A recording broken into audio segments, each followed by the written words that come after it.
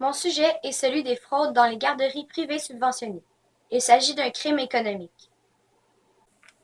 J'ai choisi deux articles qui ont été publiés tous les deux le 13 janvier dernier.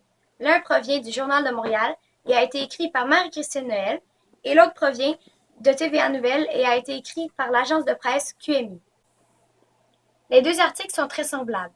Ils disent à peu près la même chose et l'expliquent de la même façon. Ils ne contiennent pas d'opinion.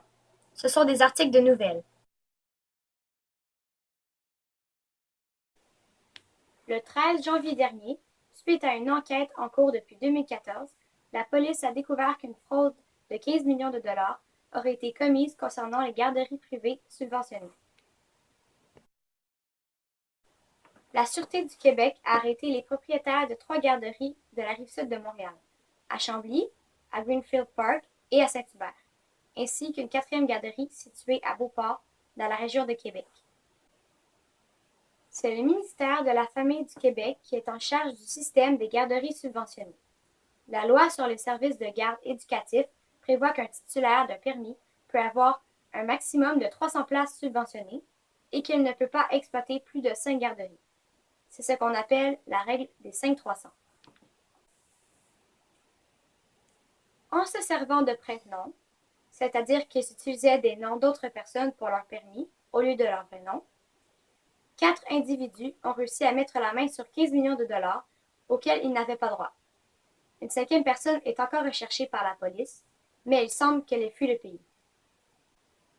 Tous ces gens sont accusés de fraude, de complot pour fraude et de recyclage des produits de la criminalité.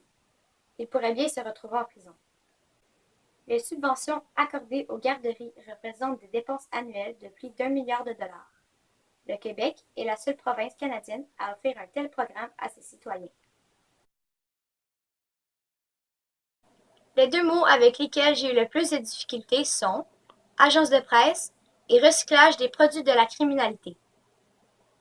Une agence de presse comme QMI ou la Presse canadienne est une organisation qui reprend les nouvelles de d'autres sources et qui écrivent des articles sur le sujet.